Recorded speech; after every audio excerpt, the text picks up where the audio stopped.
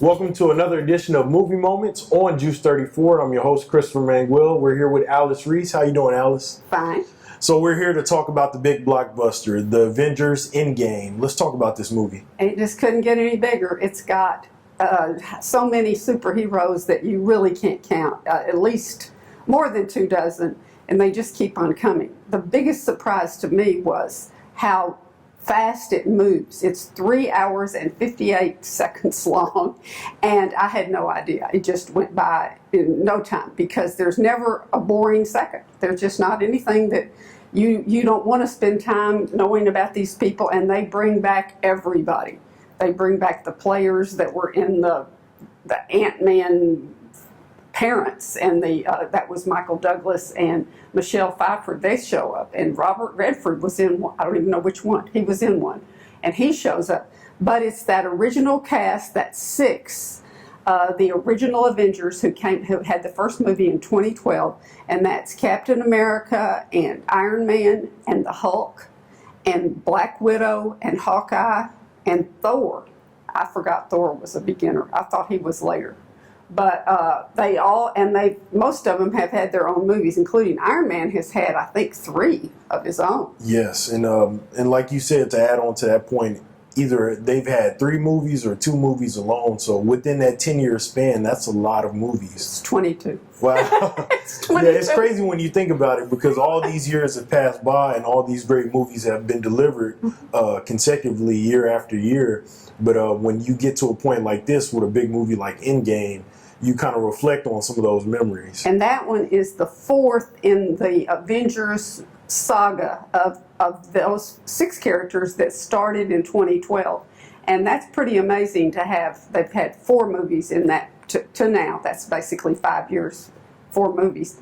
And it's as big as they are and as expensive as they are. And they have thousands of people working on them. When they run the credits, kept thinking, when I saw it yesterday, I thought, they're going to have some little tricky thing here in the credits because they did in the last 4 or 5. You have to sit through all of them. Well, it's like Robert Downey Jr. chef.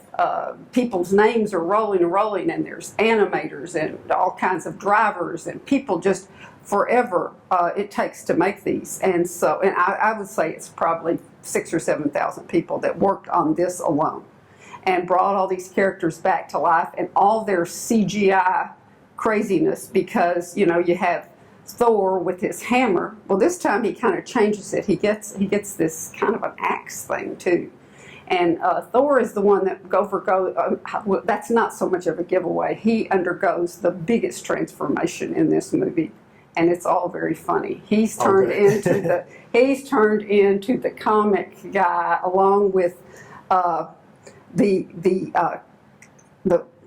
raccoon who Bradley Cooper voices in Guardians of the Galaxy. Yes, that character is back, and he's always wisecracking and jumps right in there. They treat him just like he's one of the Avengers too. He's got his part, and they're all there together. They go to the Asgard, the home place of Thor and his brother and his mother, and that's in there for a while. So it's outer space, it's on Earth, and it's terrible things have happened from the last movie. If you recall, the Earth, the universe rather, has been half the population is gone, and it was this kind of a dust thing that happened. They just disappeared. Oh yeah, left us on a big cliffhanger. That was bad, and it was really such a downer. It was a couple of movies where they showed it, and at one they prepared you that something like this might happen, but then it really did show Samuel Jackson just disappearing and these various characters going away.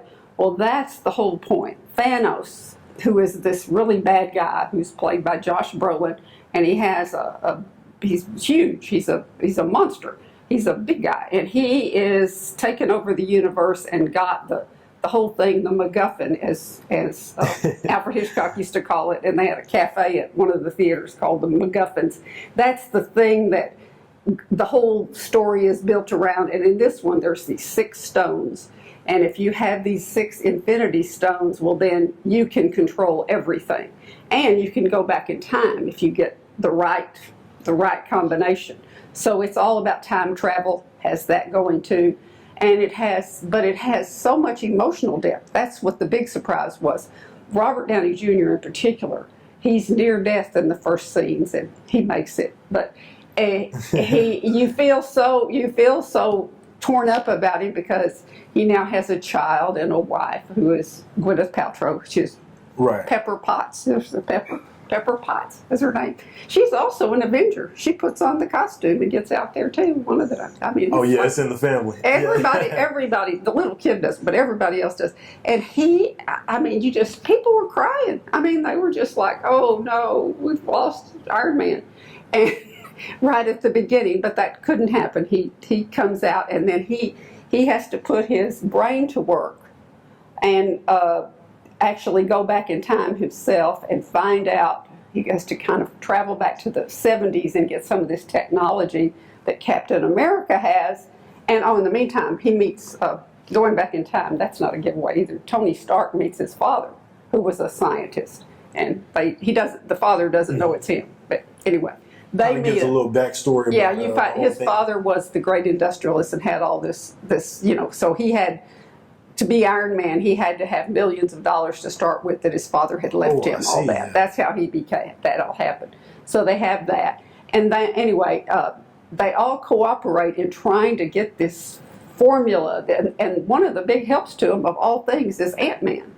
Because if you remember, in AntMan, he does this time travel continuum. Yes, it is true. And he has it all on this little bitty scale, but it's still Ant-Man. And I mean, it's Ant-Man, and they end up using his technology. And that's crazy because his role being such a small role in the Infinity Wars, but now he's having a much larger scale of a role. And the other thing, I was upset because several of my friends are just crazy about Jeremy Renner, and he plays Hawkeye, and he wasn't in the last one at all. Well, this one, he's the main character. Just about it all starts off with him, and it gets into his family and what happens to them. Anyway, he and Ant-Man are both highly visible. Paul Rudd plays Ant-Man. So how did they keep the balance of all these characters and sharing the screen at the same time? They somehow had brilliant writing by 2 men who have written. This is their 5th of the Marvel movies. Christopher Marcus and Stephen McFeely. They take each of the stories and they somehow make them all relate to each other. They're interrelated. Even the Guardians of the Galaxy people who are whatever they are, they're not all people, but they're, the woman who is in that, I guess, no, she's not a woman, she's a robot. Zoe Saldana?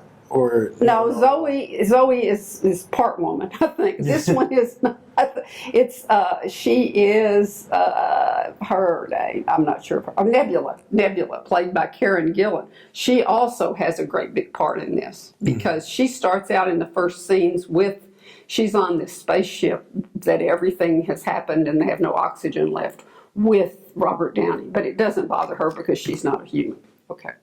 But she's there, and they somehow get her story all into it. And her father, Zoe, is her sister, and so Zoe Saldana is in it too. Yes, they're all. Yes, everybody. So many characters. So many, but it all seemed logical. And since I'd seen all the movies except I did not see the first Ant-Man, so I was behind on that. But I did see the second one. I could follow it all, and I'm not sure that anybody couldn't, because you wouldn't have to know that was somebody's child or cousin or whatever they are. It's still a great story, and they put them all together: the space adventures, the on-Earth adventures, and this terrible villain that they're all trying to get because they have to find out what planet he's on at first. That's the big thing. And then they have to try to go back in time, which Tony Stark, Iron Man, doesn't think they can. But anyway, it's rousing. It's good. The audience was they were just so in tune with everything that happened. And when the characters, some of them would make their first appearance, it would be like they do when they're at a stage play. Everybody clapped. when here's Doctor Strange or someone shows up, and that you're like, oh yeah, and there's so and so, there's the rest of them, and there are just so many. And Tilda Swinton, I don't even know if you know who she is. She's bald, and I'd forgotten. I don't know which one she was in. She was in with the one with that was Doctor Strange, so she's in that one. Yeah, there's a lot that I have to probably refresh my memory on too. There's like 8 to 10 Oscar winners in there when you start counting them up. Natalie Portman, people that are scattered throughout. When you think about it, and this is not their hardest work, except there really is fine acting, especially as I said from Robert Downey and Jeremy Renner too in particular. They put a whole lot into it, and it's not going to win those kind of awards, but it is going to make the very, very big bucks. So, with that being said, do we get an end credit at the end of the movie, or do we not? Can you give us some hints? I'm not going to. Okay, all right. I tried to get it out you. They're trying. They really appear to have sewn it up. I don't know. Not all the characters. We're going to have all kinds more of Captain Marvel. She's in this, of course. She's just had her own movie. We'll have all those people come back as individuals, but the Avengers as a whole. It'd have to be a whole new team. I can't tell you that. There's some who aren't coming back. Oh, I got you. But it did seem to me to be pretty wrapped up. So what were people's reaction as far as this whole 3-hour action-packed movie? They were yelling and clapping and as I said, when the new characters came on and booing the bad guy, the Thanos who shows up and right at the first, and then throughout the whole thing, there's kind of a rhyming device where you see him and he's done some terrible things, and they confront him, but what they do is wrong and it messes up everything, and so they go away and 5 years pass, and then that's the end of the movie. The rest of the movie happens 5 years later. So, gotcha. It's a big gap. And I know we were talking off camera about the locations of this film. Give us a little bit of insight as far as, because some people may not know. Nobody would believe it. It's mostly shot in Georgia and some in Canada. And the reason for it is because they have these tax incentives. If you'll come to their town, if you bring your movie to their state, you take it to Dallas or you take it to San Antonio in Texas. Used to, we had very good incentives here, and we had films made here all the time. Our governor right now doesn't. They don't put a priority on it, so we don't have very good incentives. That means that you actually give them money for coming to your place, and then they come and spend, and you can even become, like some of these places, a tourist attraction. People want to go see where was the movie made. Well, Georgia and Louisiana, of all places, and New Mexico, have huge, big tax incentives. But the best of all is Canada, where because Canada has their own film board, their own film, it's basically a company, and they loan you the money to make the movie, and then you pay them back, I guess, is after you make it. And if you come there and you hire crew members from Canada who are Canadian, they pay their salaries. So why wouldn't you go there? Oh yeah, that's incredible. And so basically, they have these big studios where they do a lot of the action scenes and the green screens. And now they're way beyond green screens. I'm not sure what all it is, but they're the things where they have the motion capture. Even Bradley Cooper, who is the what is he? He's a rabbit. No, he's not a rabbit. He is a raccoon. Sorry, he's called Rocket. And they actually follow Bradley Cooper around with these ping pong balls on him, or what they look like ping pong balls, and they get this, what they call motion capture. And then, so this Rocket, this raccoon, has Bradley Cooper's movements. And Thanos, who is Josh Brolin, looks just like Josh Brolin, a gigantic Josh Brolin. Oh, by the way, the Hulk in this is green all the time in this movie. He's changed. He's always green now. He's pretty big. He's pretty big. He doesn't just suddenly change anymore. He's not that guy. He's just the big guy all the time. So what do you suggest for fans out there that are going to watch it as far as snack wise with this big 3-hour go to the restroom ahead of time and get the big things of popcorn. You're going to need it. And you could throw it at other people too. You can do Because that. you don't want to miss any part of this movie, because I'm pretty sure it's from the finish. You'll be messed nonstop. up if you miss anything. You cannot miss a second of it. No. Well, let's transition to our next movie. We have Family. Tell us a little bit more about this film. It's a little next to Avengers. It's so small, but it's the only thing that's coming out this week, and not much wants to go against it. And it stars the girl who is her name is Taylor Schilling, and she's the star of Orange Is the New Black on TV, which has been on a number of years. And she is a kind of workaholic in an office that she's trying really hard to run this hedge fund in New Jersey. Well, she's so self-centered, and all she thinks about, she works 12, 18 hours a day, just all the time. And she gets roped into taking care of her niece, whose name is Maddie, and who is so cute. Her name, anyway, her real name is Bryn Vale. And while her brother and sister are gone, she takes care of this girl. Well, she really doesn't have time to take care of it. She doesn't take it seriously, so she just lets the girl, she keeps forgetting about her.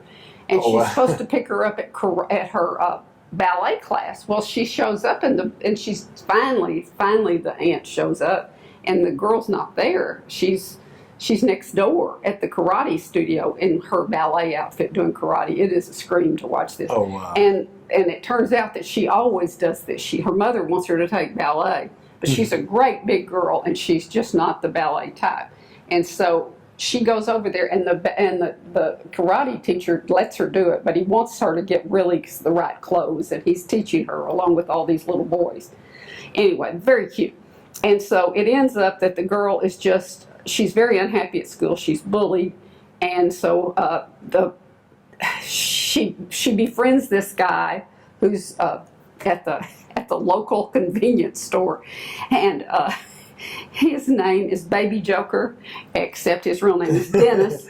And Dennis, Baby Joker, convinces her to join him and his friends at a Juggalo concert, or it's called a Juggalo gathering. Have you ever heard of Juggalos? No, I haven't heard of it. Okay, it's real. I thought it was a joke. I thought it was kind of like the Deadheads, the people that followed the Grateful Dead. Well, it is like that, except it's going on, and there's this group called the Insane Clown Posse, and they have these followers who all put on scary clown makeup, and they get together, and they are not exactly the kind of people that a 12-year-old girl ought to be hanging around with. And they don't call them concerts, they call them gatherings, and they're kind of just out in some place. Anyway, the girl ends up there, and her aunt the parents come home, and the girl's at a Juggalo concert, or Juggalo gathering. It's very bad, but it's hilariously funny. Very good movie. I just recommend it so much, but it's really small next to Avengers. So is this movie a limited release? Yes, it's probably more art house, but if nobody gets a chance to see it now, it won't be long till it's around on video, and it is just great for laughs. I was laughing out loud the whole time. So, Alice, tell our viewers out there, Endgame is going to be the start of the blockbuster summer movies that are coming out. And this is the first one, and then we go on from here from big releases. Usually there's one a week that are big budget, wannabe blockbusters. There's no way anybody's going to top this. This is going to make, I don't know, 500 million or whatever the first weekend, or has made that already, I guess I would say. And nobody has that, no one has the ability to come out with that large of a movie. This is way, way bigger than anything else, but there will be plenty of them this summer. There will be one a week. So do you predict this might be the highest debut for a Marvel release? Yes. And there we go. There we have it. And it'll be rated, probably they'll still keep Black Panther as number one, which is where most people rate all of them, most critics that rate them all together. But this will be number two, I think, after that. But it could be this might be number one, because we have Black Panther too. Everybody's there. Oh yeah, and plus it being such a high debut for just a solo character on the Marvel cast. Yeah, and so they did really well with. Oh, I should have said that too earlier. The Captain Marvel was really early on in April, and it did well. It did well for that early, but it's not going to be anything like what this is going to make. So, Alice, we look forward to seeing this movie, and thank you so much for joining us again. And you're tuned in to another edition of Movie Moments on Juice 34. This video has been brought to you by Juice 34. GEUS is your community-owned provider for electric, internet, cable TV, and true local programming.